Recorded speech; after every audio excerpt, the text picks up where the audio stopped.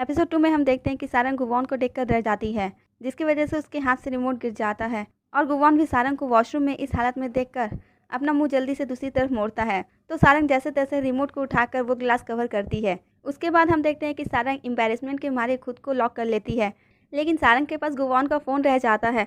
इसलिए गुवॉन सारंग को जल्दी से बाहर आने के लिए कहता है, लेकिन सारंग एम्बैरेसमेंट के मारे बाहर नहीं आना चाहती थी। तो गुवॉन अचानक से डोर ओपन करता है, जिसकी वजह से सारंग गुवॉन के गले लग जाती है। वह जल्द ही पीछे होकर गुवॉन से माफ़ी मांगने लगती है। गुवॉन सारंग को देखकर कहता है कि शायद हम लोग पहले भी कहीं मिले हैं।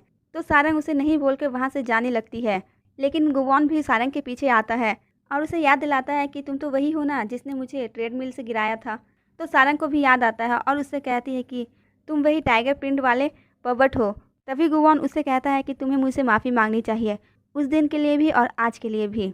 जिस पर सारंग कहती है कि मैं आज के लिए सॉरी हूँ, लेकिन उस दिन के लिए मैं माफ़ी नहीं मांगूंगी, क्योंकि गलती उस दिन तुम्हारी थी, इसलिए माफ़ी भी तुम्हें ही मांगनी चाहिए। जिस पर गुवॉन कहता है कि पर मैं माफ़ी क्यों मांगूँ। तो सारंग कहती है अगर तुम माफ़ी नहीं मांग सकते तो मुझसे बात करने की कोई ज़रूरत नहीं है। ये बोलकर वो वहाँ से जाने लगती है। जिस पर गुवॉन उसे रोक कर कहता है कि अब से मैं अगली बार से तुम्हें देखना नहीं चाहता। तो सारंग भी गुवॉन से मुस्कुराकर यही बात कहती है, जिस पर गुवॉन सारंग को स्माइल करने से मना करता है और कहता है कि अगर तुमने फिर से स्माइल किया तो मैं तुम्हें फायर कर दूंगा।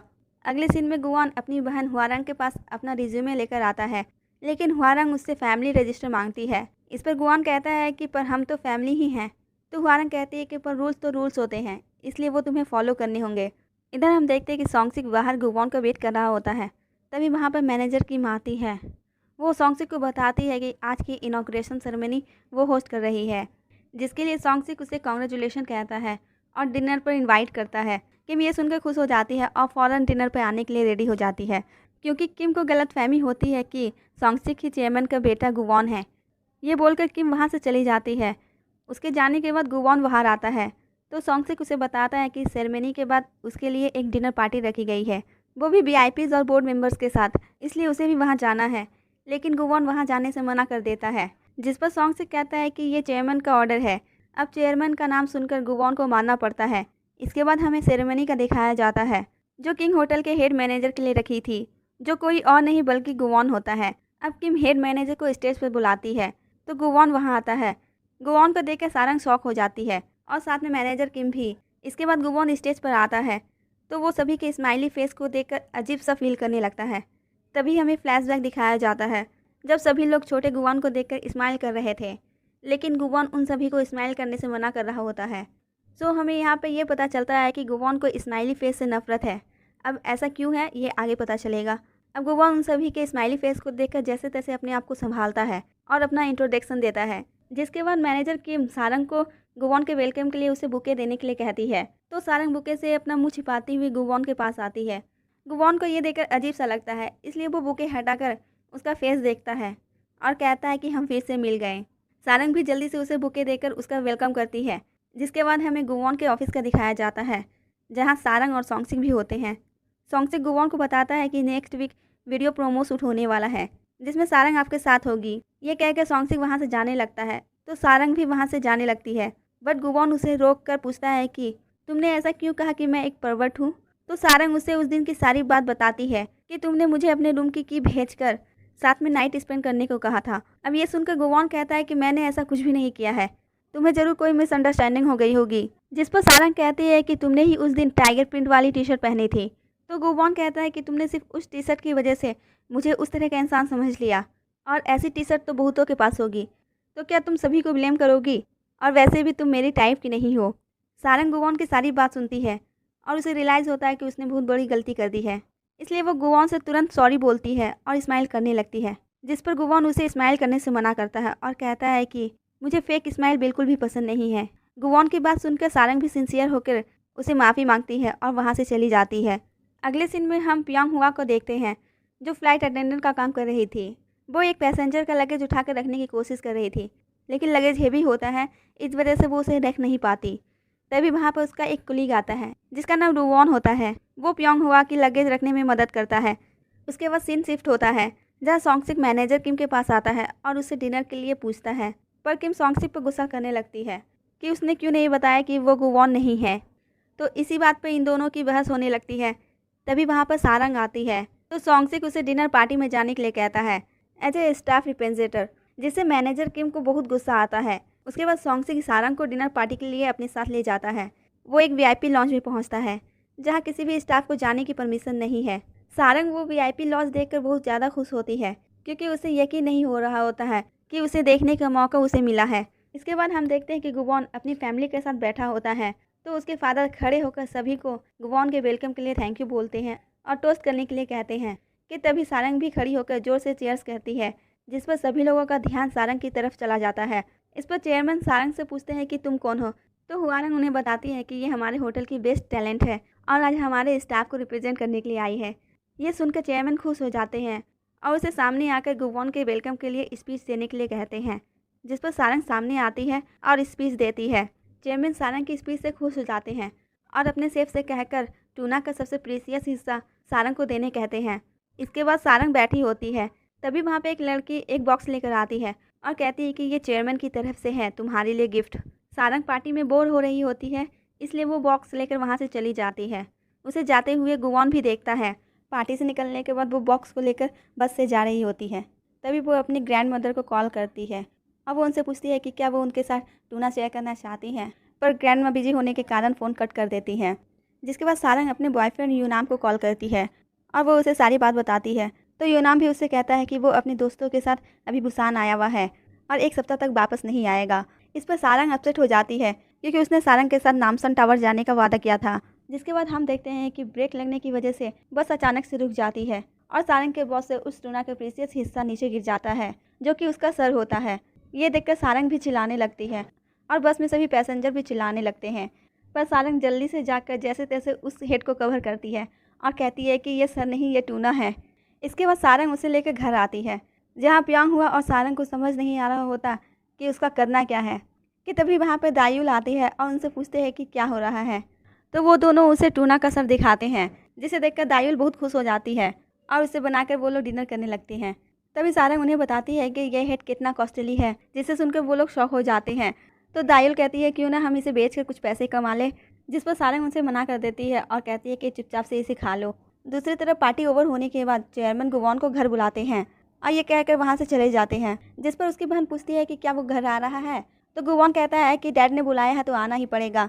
जिस पर उसकी बहन कहती है कि ये तुम्हारी लाइफ है, तुम जैसे चाहो उसे वैसे जियो, तुम्हें किसी के कहने पे कुछ करने की ज़रूरत नहीं है। ये बोलकर वो वहाँ से चली जाती है। गुवॉन को अपनी बहन की बातें बुरी लगती है, इसलिए वो घर नहीं जाता। दूसरी तरफ हम सारंग को देखते हैं जो एक ड्राइंग देखकर अपनी बचपन की बातें याद करती है कि बचपन में वो अपनी मॉम के साथ किस तरह से क्वालिटी टाइम स्पेंड करती थी और बहुत ज़्यादा खुश रहती थी। ये सब याद करके वो आज भी खुश होती है। नेक्स्ट सीन में हम दायूल को देखते हैं जो अपनी शॉप आती है और उसके प्रमोशन के लिए उसके कुलीग उसे कॉन्ग्रेचुलेशन कहते हैं क्योंकि अब वो मैनेजर बन चुकी थी। दायूल अपनी शॉप में सभी कस्टमर को अच्छे से डील करती है। अगले सीन में हम देखते हैं कि सारंग के पास एक सेलिब्रिटी आती है और वो उसे अपना रूम अपग्रेड करने के लिए कहती है, पर सारंग उनसे ये बोलकर मना कर देती है कि ये रूल्स के खिलाफ है। वो लेडी ये सुनकर गुस्सा हो जाती है और सारंग से बहस करने लगती है। तभी वहाँ पर गुवॉन आता है और सारंग से पूछता है कि क्या हो रहा है, तो सारंग उसे सारी बात बताती है। तो गुवॉन सिक्योरिटी गार्ड को बुलाने के लिए कहता है और उस लेडी को वहाँ से निकालने के लिए कहता है, जिस पर वो लेडी कहती है कि क्या तुम्हें पता नहीं कि मैं कौन हूँ? अगर मैंने इस होटल के खिलाफ बैड रिव्यू दे दिया तो तुम्हारे होटल की रेपुटेशन ख़राब हो जाएगी। उसकी ये बातें सुनने के बाद भी गुवॉन को कोई फ़र्क नहीं पड़ता, इसलिए वो वहाँ से जाने लगता है। पर जाते वक्त सारंग को अपने ऑफिस में बुलाता है।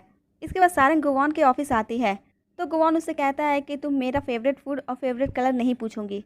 तो सारंग कहती है कि मैं ये सब क्यों पूछूंगी, जिस पर गुवॉन कहता है कि तुम मेरा इंटरव्यू नहीं लोगी।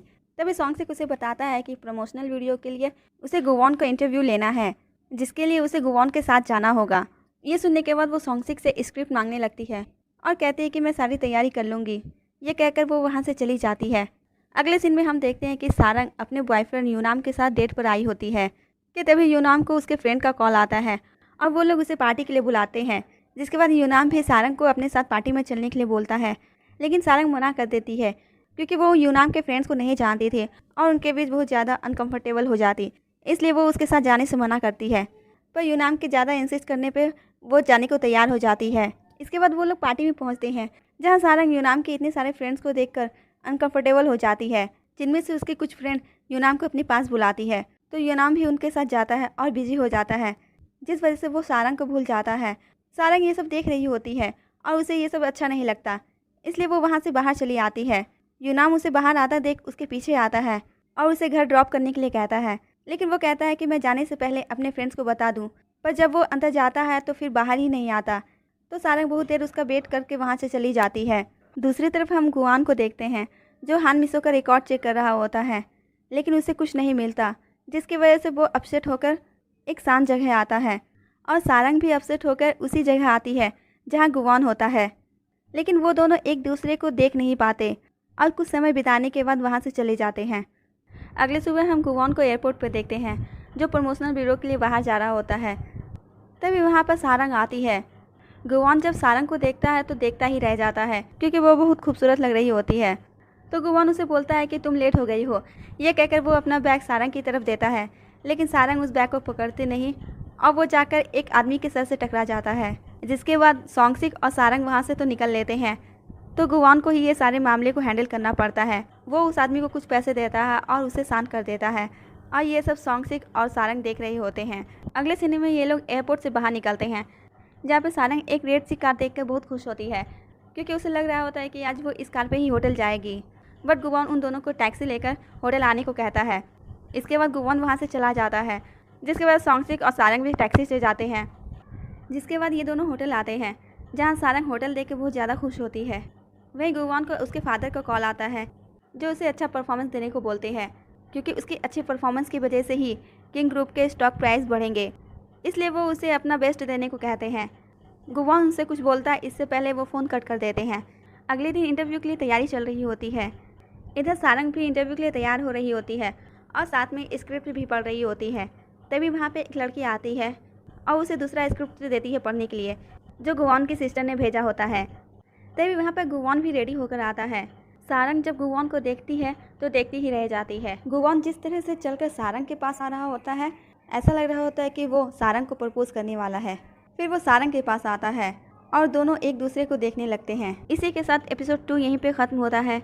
आगे स्टोरी में क्या होने वाला है जानने के लिए मिलते हैं नेक्स्ट वीडियो में। और अगर आपको मेरी एक्सप्लेनेशन पसंद आए तो प्लीज़ लाइक से एंड सब्सक्राइब ज़रूर करें। Thanks for watching. Take care. Bye bye.